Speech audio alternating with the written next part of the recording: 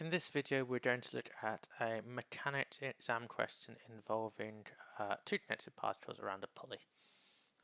So whenever we have a connected particles question, we're going to consider the two particles separately with force diagrams for each one. So in this case, let's have a look at the forces acting on particle A. Well, particle A,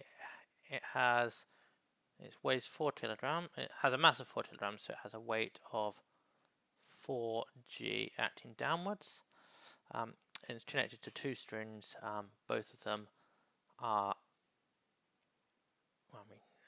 so we have string 1, which is the one going around the pulley.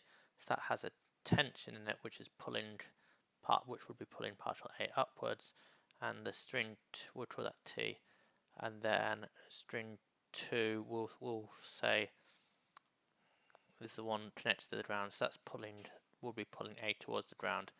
So we'll give that a tension of, let's call it T ground, just to differentiate it between the tension in the other string. So these are the forces acting on A. If we look at B, the idea is pretty similar, except for now it's simpler because we just have a weight acting downwards. Since B has a mass of 6 kilograms, the weight downwards is 6g. The tension acting upwards is T, and it's exactly the same as the tension acting upwards for A because it's the same string connecting A and B. Even though it goes around the pulley, it's just one string, so the tension is the same throughout. And there's no other string acting or no other forces acting on B. So this is our force diagram. So let's do part 1.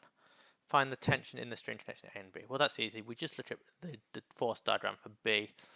Because the system is at rest, the forces acting on B are in equilibrium. So T minus 6g, let's consider upwards as positive, T minus 6g equals 0, which is in equilibrium. So T equals 6g, which is 6 times 9.8, which is 58.8 newtons.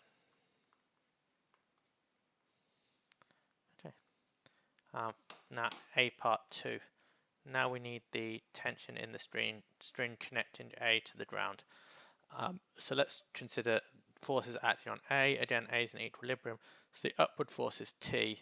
Downward forces are T ground and 4g.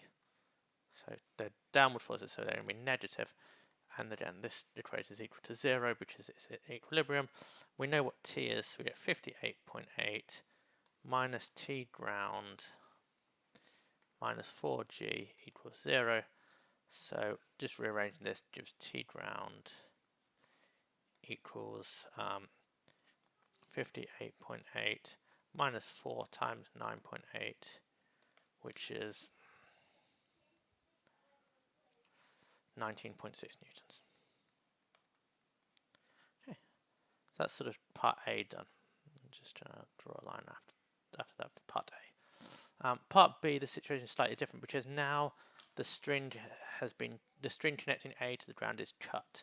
So let's redraw our diagrams because now we have a slightly different situation. We have, so for particle A, we still have 4g acting downwards, but we have a tension acting upwards, which we're going to call T dash, because it's not necessarily the same as the tension from before because we're in a different situation.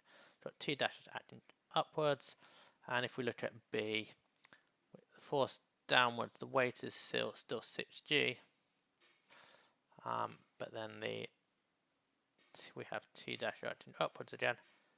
Now the key thing to note in this example is because the string has been cut, the system is no longer at rest, so now there's an acceleration going on, and it's pretty obvious that the acceleration, well, B is going to drop downwards and A is going to go upwards. B has more mass than A, so B will drop downwards and pull A upwards. So B is going to accelerate in a downwards direction and A is going to accelerate in an upwards direction. Okay, so we have our two diagrams. So now we just have to work out what this acceleration A is. So let's consider particle A in an upwards direction. we have upward force is T dash minus 4g, and that's equal to ma, or m of the mass of A is force. This is equal to 4a. Then A is also acting in an upwards direction. And let's do the same for B.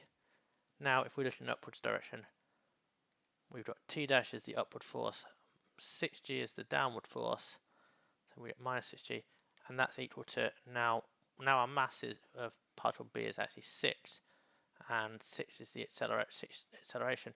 But look at our diagram, the acceleration in this case is downwards, so we need a minus 6a. Okay, so now we have two equations. We want to find A, so we just want to eliminate T dash. We could work out what T dash is, but we don't need to. So let's just rearrange the two equations to make T dash the subject. So this one says T dash equals 4a plus 4g, and the second equation says T dash equals minus 6a plus 6g. Okay, now we can since both these equations are equal to T dash, we can just equate them. So we get 4a plus 4g equals minus 6a plus 6g. Let's bring all the a's to one side. We get 10a equals, let's bring all the g's to one side. So take 4g off both sides. We get 10a equals 2g, which implies that a equals 2g over 10, which is 1.96